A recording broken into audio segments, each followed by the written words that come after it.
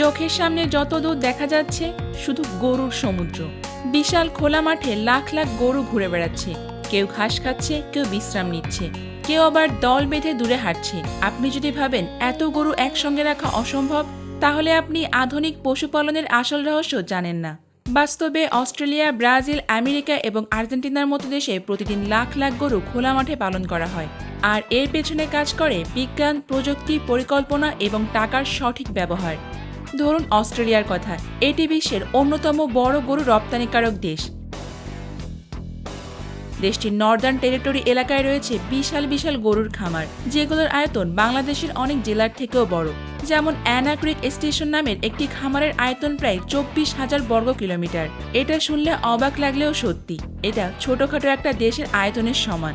এই বিশাল খামারে গরুগুলোকে এক জায়গায় আটকে রাখা হয় না, বরং তাদেরকে বড় বড় মাঠে ছেড়ে দেওয়া হয়। তারা নিজের মতো করে ঘাস খায়, পানি খায় এবং খোলা আকাশের নিচে বিশ্রামও নেয়।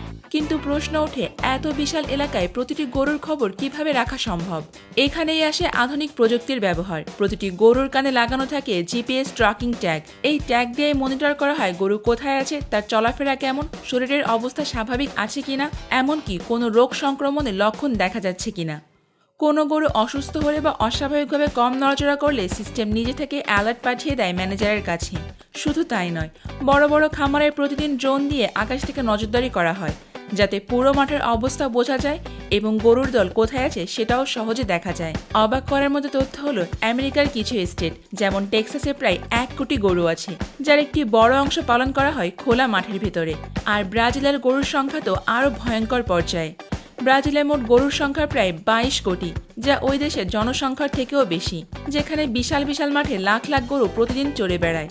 যদিও অনেক জায়গায় এই খোলা মাঠ তৈরি করতে গিয়ে বনাঞ্চল কাটা হয়েছে, যা নিয়ে অনেক বিতর্কও হয়েছে, কিন্তু বাস্তবতা হলো এই গরুর ইন্ডাস্ট্রি ব্রাজিলের অর্থনীতির বিশাল অংশ জুড়েই আছে। যেহেতু গরুগুলোকে খোলা মাঠে পালন করা হয়, তাই তাদের প্রধান খাদ্য হয় প্রাকৃতিক ঘাস। কিন্তু খামারগুলোতে গরুকে এক জায়গায় সবসময় রাখা হয় না, তাদের নির্দিষ্ট ভাগে ভাগ করে মাঠে ছেড়ে দেওয়া হয়। এক জায়গায় কিছুদিন চড়ানোর পর আবার অন্য জায়গায় নিয়ে যাওয়া হয়, যাতে আগের জায়গার ঘাস আবারও নতুন করে গজিয়ে উঠতে পারে। এটাকে বলা হয় পরিকল্পিত গ্রেজিং সিস্টেম। এর ফলে ঘাসের ফলন ভালো হয়, মাটির ক্ষতি কম হয় এবং গরুও সুস্থ থাকে। এই বিশাল ব্যবস্থায় মানুষের কাজ আশ্চর্যজনকভাবে খুবই কম। যেমন 1 লাখ একর জমির খামারের কাজ করতে পারে মাত্র 5 থেকে 10 জন কর্মচারী, কারণ সবকিছুই এখন অনেকটা যন্ত্র এবং প্রযুক্তি নির্ভর। কর্মচারীরা মূলত ট্র্যাকিং সিস্টেম দেখা, পানি সরবরাহ ঠিক রাখা, ড্রোন ও যানবাহন পরিচালনা এবং পশুদের চিকিৎসা দেওয়ার দায়িত্ব পালন করে। গরুর জন্য পানি সরবরাহ করা বিশাল একটা চ্যালেঞ্জ, কারণ এত বড় মাঠে এক জায়গায় পানি থাকলে গরু দূরে যেতে পারে না। তাই খামারের বিভিন্ন জায়গায় তৈরি করা হয় বিশেষ ওয়াটারিং পয়েন্ট। অনেক জায়গায় সোলার প্যানেল লাগিয়ে পানি তোলা হয়। সোলার পাম্পের মাধ্যমে ভূগর্ভস্থ পানি তুলে ট্যাঙ্কে রাখা হয়, আর গরুগুলো সেখান থেকেই পানি পান করে। এতে মানুষের আলাদা করে পানি বহন করতে হয় না এবং গরুরাও সহজে পানি পেয়ে যায়। এখানে গরুর প্রধান খাবার প্রাকৃতিক ঘাস হলেও সব জায়গায় ঘাস একরকম হয় না, তাই অনেক জায়গায় ঘাস চাষ করা হয়। আবার কিছু এলাকায় গরুদের জন্য বিশেষ পুষ্টিকর ফিডও দেওয়া হয়। এই ফিডে থাকে শুকনো ঘাস, সয়াবিন, বার্লি, ভুট্টা এবং মিনারেল মিশ্রণ। এতে গরুর শরীর দ্রুত শক্তিশালী হয় এবং তাদের ওজনও দ্রুত বাড়ে। বাচ্চা গরুর যত্নের ব্যাপারটা আরও বেশি গুরুত্বপূর্ণ। একটি গরু বাচ্চা দেওয়ার পর মা এবং বাচ্চাকে অনেক সময় আলাদা সুরক্ষিত জায়গায় রাখা হয়, কারণ বাচ্চা গরুর রোগ প্রতিরোধ ক্ষমতা খুবই কম থাকে, তাই তারা অনেক সহজে অসুস্থ হয়ে যেতে পারে। এজন্যই অনেক বড় ফার্মে বাচ্চাদের জন্য আলাদা আলাদা বক্স বা শেল্টার বানানো থাকে, সেখানেই তাদের নিরাপদভাবে রাখা হয় এবং নিয়মিত পর্যবেক্ষণ করা হয়। বাচ্চা গরু যখন 6 থেকে 8 মাস বয়সে পৌঁছে যায়, তখন তাদেরকে খোলা মাঠে ছেড়ে দেওয়া হয়। তারা বড় গরুদের সাথে খাওয়ার অভ্যাস তৈরি করে এবং ধীরে ধীরে পূর্ণবয়স্ক গরুতে পরিণত হয়। এই সময় থেকে তাদের শরীর শক্ত হতে শুরু করে এবং তারা প্রকৃতির সঙ্গেও মানিয়ে নিতে শেখে। এখন প্রশ্ন আসে, এই গরুগুলো পরে কোথায় যায়? আসলে সব গরু এক উদ্দেশ্যে পালন করা হয় না। কিছু গরুকে রাখা হয় দুধ উৎপাদন করার জন্য এবং কিছু গরুকে পালন করা হয় মাংস উৎপাদনের জন্য। যারা বেশি দুধ দেয় তাদেরকে রাখা হয় ডেইরি ফার্মে, সেখানে প্রতিদিন হাজার হাজার লিটার দুধ সংগ্রহ করা হয়।